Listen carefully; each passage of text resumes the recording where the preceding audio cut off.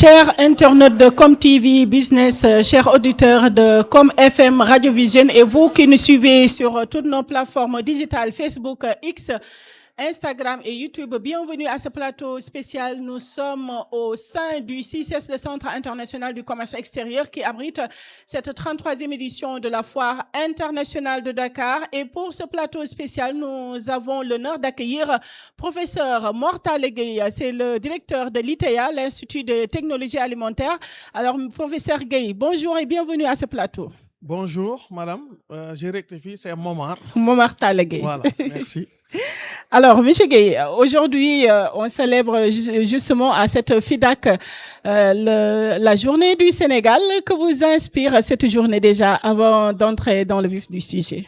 Voilà, moi je crois que c'est une occasion qui est donnée à tout entrepreneur sénégalais, justement de pouvoir, comment dirais-je, montrer ses talents. Et ça, c'est d'une importance capitale. Et ça permet également en tout cas aux acteurs. Moi, je parle plus de l'agroalimentaire parce que je suis de l'Institut. L'agroalimentaire qui est voilà, très présent dans cette FIDAK. Parmi les exposants, on voit ces produits voilà, partout dans les stands. Voilà, qu'est-ce que cela représente pour vous? Non, ça c'est important d'abord. Pourquoi? Parce qu'il y a 64% du tissu industriel du Sénégal qui fait de l'agroalimentaire. Donc pour moi, c'est un grand honneur de voir donc, tous ces stands donc, occupés par des produits donc agroalimentaire. Professeur Momar Tale Gueye, qui est le directeur général de l'ITEA, l'Institut de technologie alimentaire. Alors, professeur, c'est quoi déjà la mission de l'ITEA? Est-ce que vous pouvez nous faire une brève présentation de cet institut? Merci, madame. L'Institut de technologie alimentaire de Dakar, qu'on appelle communément ITEA, donc, est un institut de recherche-développement. Pour étudier toutes les questions relatives à l'alimentation des Sénégalais et des Africains. Notre mission va au-delà donc du Sénégal. Pourquoi ça a été créé? C'est en 1962-63 que les autorités d'alors avaient vu qu'il fallait corriger le mode extraverti de consommation des Sénégalais, qu'il fallait davantage valoriser nos potentialités locales pour pouvoir, en tout cas, pallier aux importations qui devenaient de plus en plus lourdes, ce qui déséquilibrait la balance commerciale donc, du pays. C'est en cela que l'ITEA fut créé entre 1962 et 1963 pour, justement, en tout cas, étudier toutes les questions relatives à la conservation, au stockage et à la transformation de tous les produits agricoles du Sénégal. Quand je dis agricole, c'est grand A, donc c'est produits halieutiques, c'est produits de la foresterie, c'est le lait, c'est tout ce que vous voulez. Ça, c'est une première mission. Une deuxième mission, c'est donc de former les corps de métier de l'agroalimentaire. Donc, on donnait à l'ITEA cette mission, en tout cas de former les populations sénégalaises. Donc, quand je dis les populations, au-delà des industries, il y a même les ménages. Donc, nous, qu'on n'oublie pas. C'est pourquoi, d'ailleurs, dans nos cibles, jusqu'ici, nous avons entre 80 et 90% de cibles féminines. Je crois que ça, c'est rare quand même. Pourquoi? Parce que ce sont les femmes qui sont beaucoup plus dans l'agroalimentaire, qui s'intéressent beaucoup à ce secteur. C'est ça qui l'explique ou pas? Voilà, parce que traditionnellement, je crois que au Sénégal, dans la tête des gens, justement, l'agroalimentaire, on l'assimile à de la cuisine pour beaucoup. Et la cuisine, elle est dédiée aux femmes. Donc ça nous poursuit. Justement, je crois que il y a beaucoup de tâches, beaucoup de niveaux dans les entreprises. Ce sont donc les dames donc, qui occupent donc ces postes. Mais de plus en plus maintenant, il y a des dames qui créent leur propre entreprise et qui sont à des niveaux de responsabilité beaucoup plus élevés quand même. Et par rapport justement... Excusez-moi de finir donc la mission rapidement, parce qu'il y a également une importante mission de contrôle de qualité. Oui, c'est ça. Le contrôle de qualité, donc, au début de l'ITEA devait se charger du contrôle au niveau national.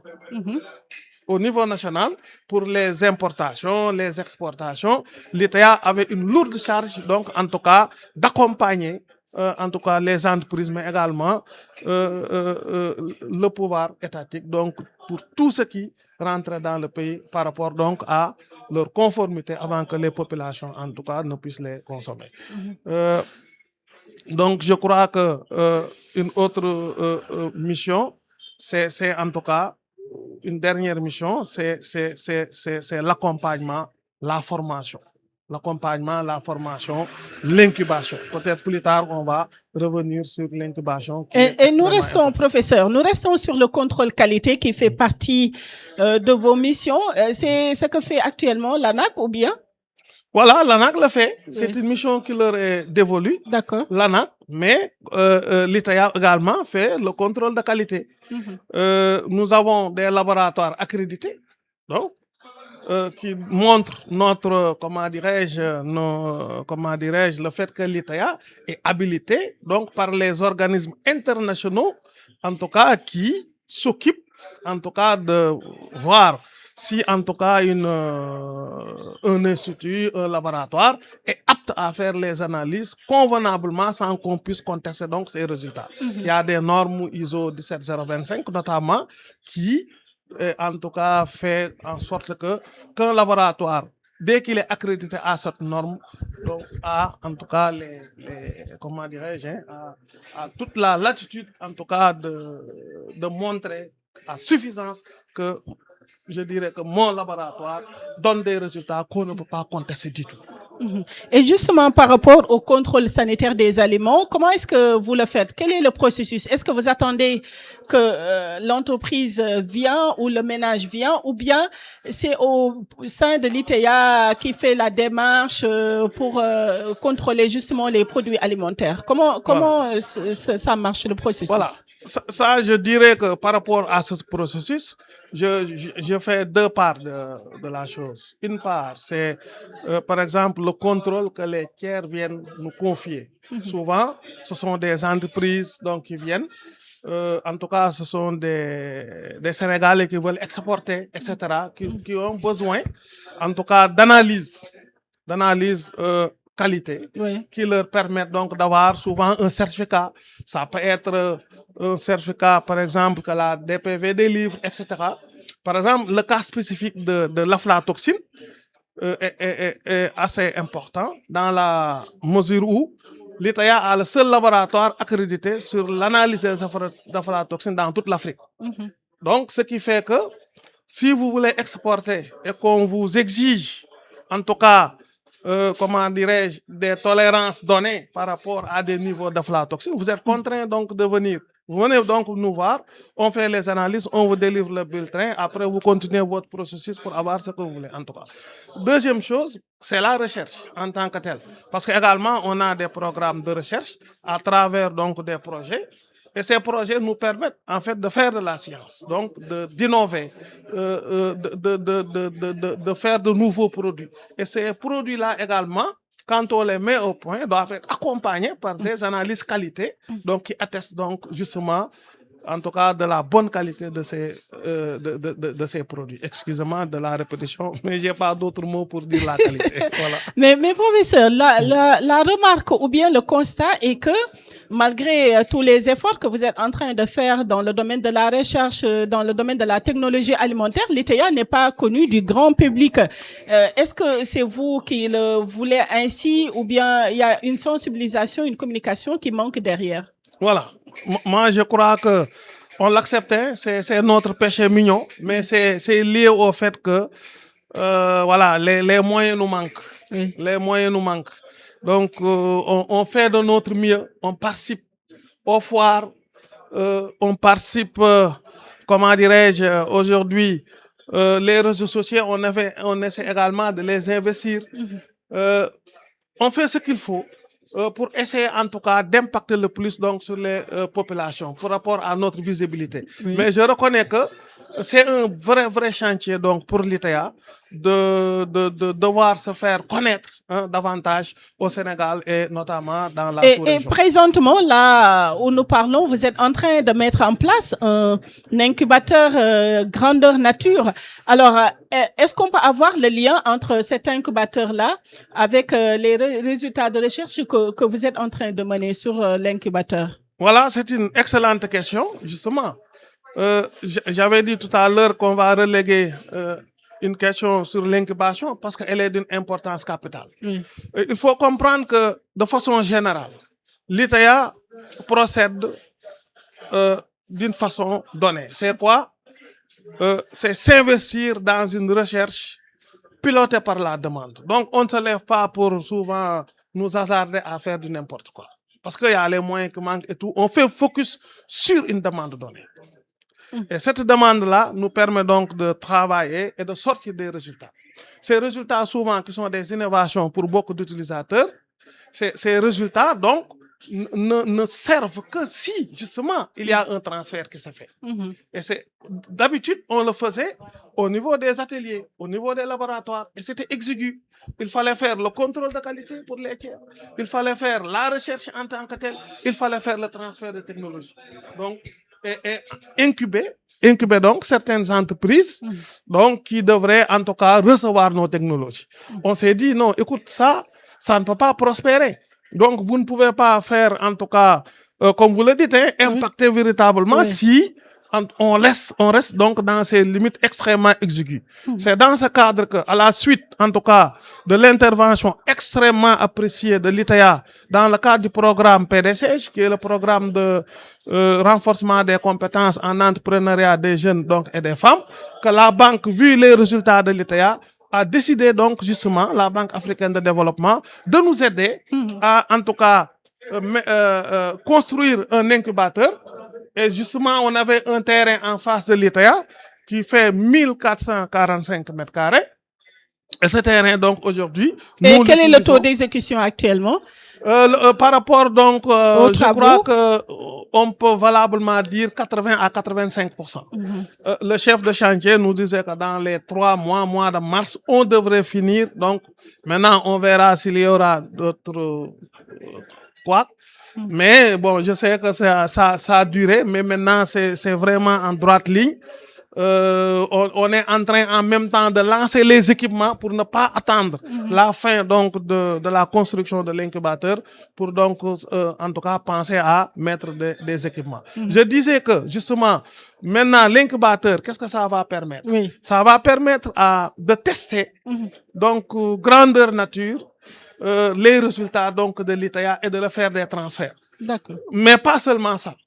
Mais ça permet également de faire les premières productions pour en tout cas un acteur qui demande à l'ITA en tout cas de lui transférer une technologie ou de lui faire en tout cas un travail spécifique. Est-ce que ce transfert sera justement octroyé aux Sénégalais ou les étrangers peuvent en bénéficier? Comment ça va se passer? Voilà, tout le monde peut en bénéficier. Oui. Il suffit d'en faire la demande.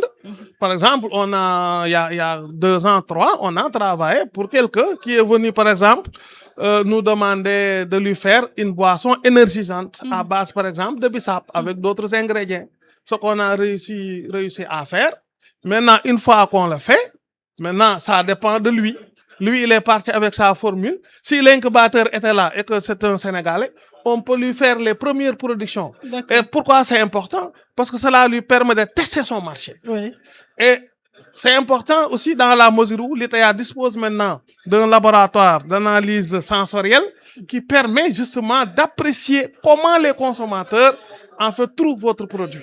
Ça, c'est d'une importance capitale et c'est ça le chaînon manquant en fait qui doit compléter justement l'incubateur pour que, en tout cas, l'acteur de l'agroalimentaire qui arrive à l'ITA peut venir déjà à partir d'une idée qu'on met sur papier, qu'on développe, qu'on transforme en produit, qu'on teste sa valeur réelle en termes d'appréciation par rapport aux consommateurs, avant maintenant de lui faire les premières productions. Donc cela lui permet de ne pas tout de suite investir, mais d'utiliser donc le dispositif que l'ITA met donc à, comment dirais-je, à sa disposition pour que une fois qu'il sache que son marché est concluant, qu'il donc puisse aller investir donc maintenant le marché extérieur. Et je rappelle que cette émission, elle est open. Vous pouvez parler aussi Wolof, d'autant plus qu'on va bientôt parler, aborder une autre question qui concerne les agropoles, parce que vous êtes en train de développer des centres d'excellence.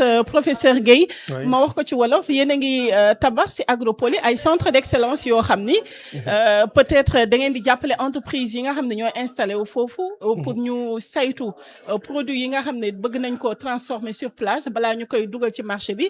Alors lan mooy rôle ITEA par rapport ak centre d'excellence yooyu ñu bëgg a taxawal.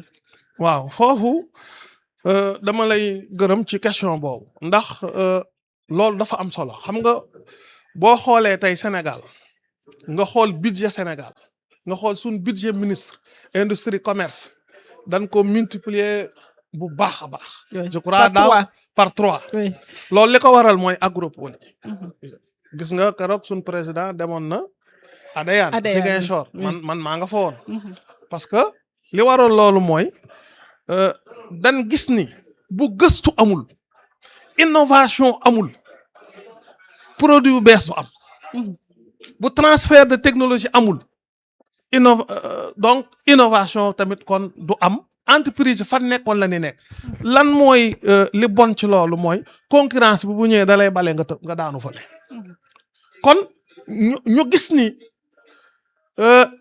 pour kenn moo mën a def loolu mooy ITEA par rapport ak li jëm ci lu ni lekk agroalimentaire ma lay fàttali wax nañ ko léegi avant ñu tàmbali ni Sénégal téeméeri entreprise yoo fab juróom benn fukki ak juróom daanaka ci lu ñuy lekk ci la ñuy yëngatu loolu mooy importance su ITEA dem ci agropole yi donc loolu nga wax ni centre d'excellence boobu ITEA lañ ko jox ITEA moo koy doxal donc leneen lu muy indi mooy ITEA donc dootul nekk Dakar kese parce que li am solo foofu tamit ñu war koo wax mooy ba ni wax ca njëlbéen nga ni agropole ñi nga xam ne ñoom ñoo waroon a nekk am retombées yi maanaam bénéficier wu ci agropole bi ñoom li njëkkoon a wax mooy ITEA danoo war a jege.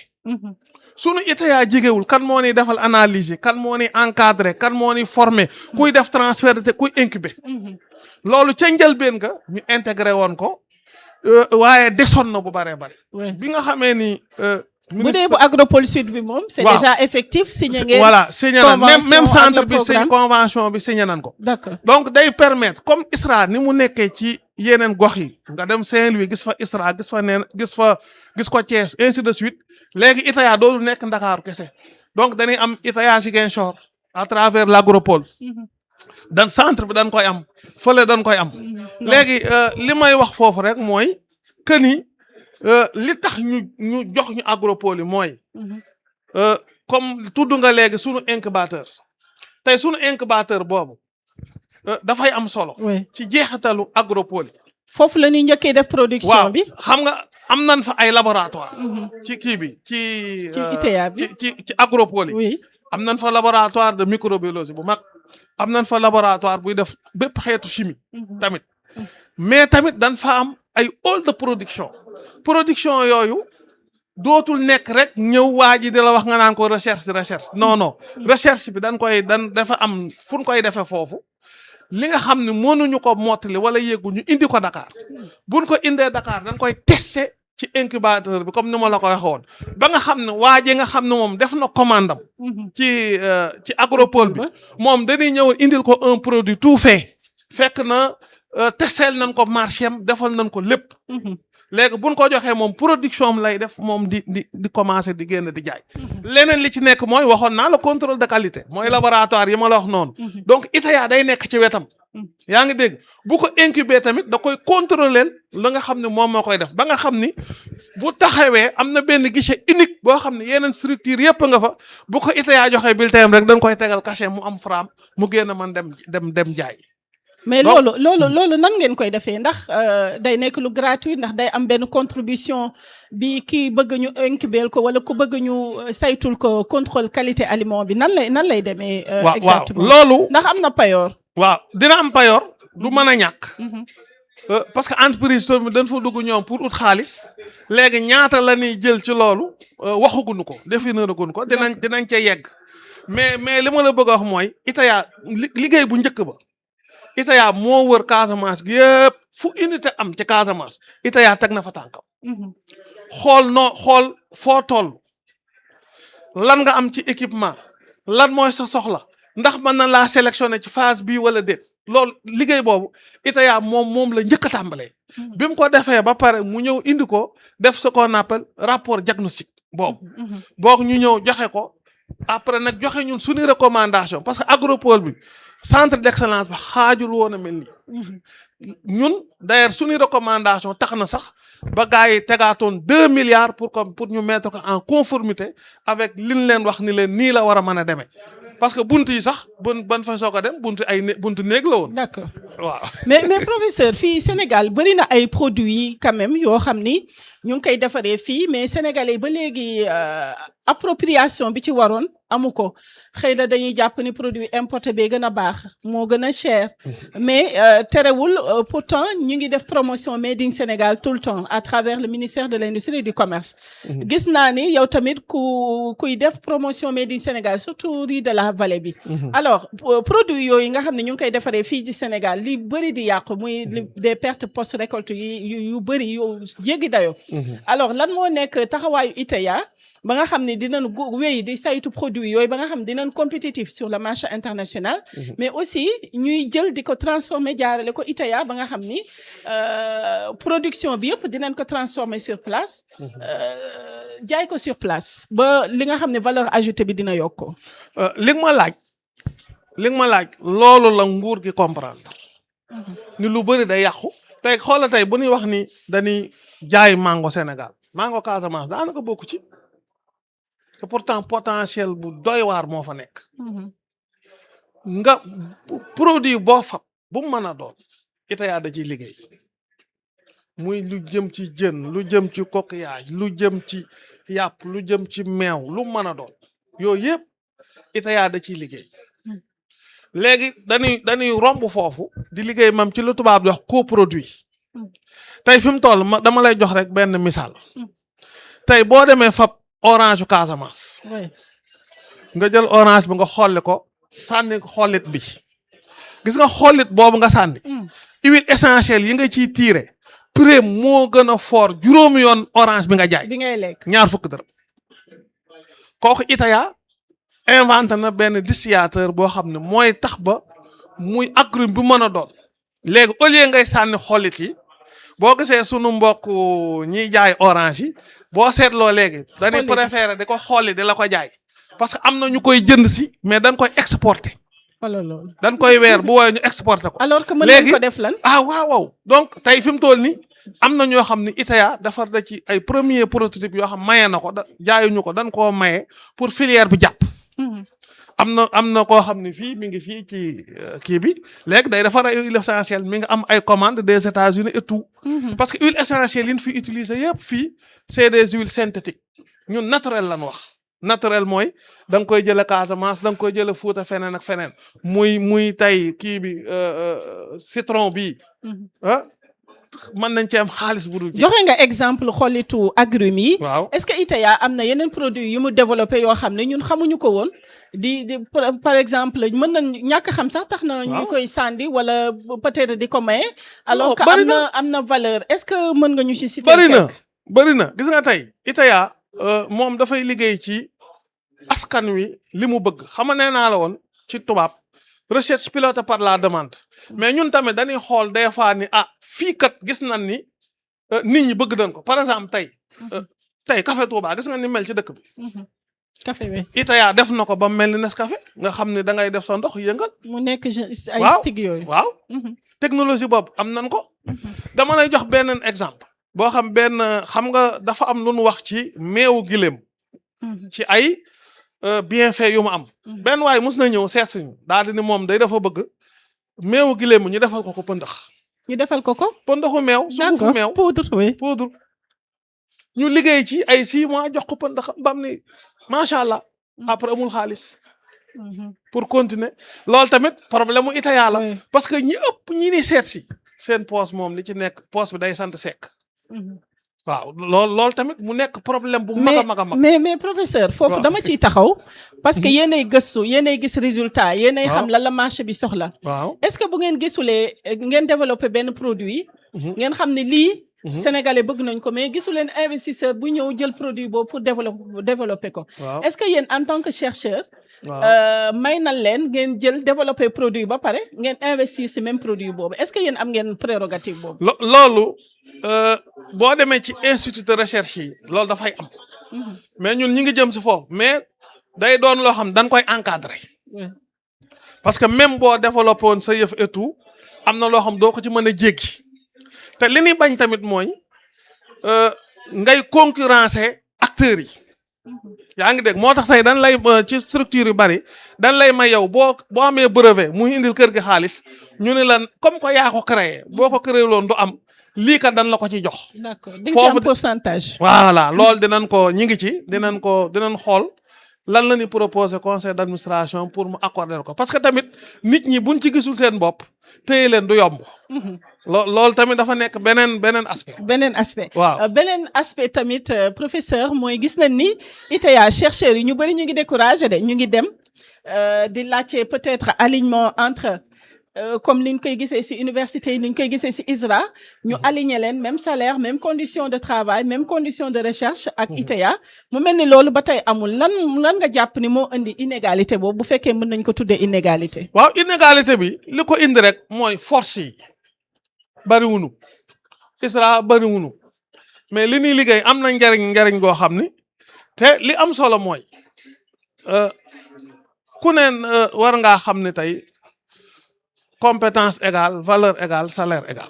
je crois Sénégal sax noonu la mos si doxe tey man soo ma imposé ni ma yow ñun ca début ba damay fàttali dama lay jox benn anecdote ku ñuy wax professeur Amadou Tidiane Guiro moo nekkoon suñ directeur général daf ñu woon ni en 2006 su ngeen demul CAMES vous disparaissez da ngeen fiy jóg.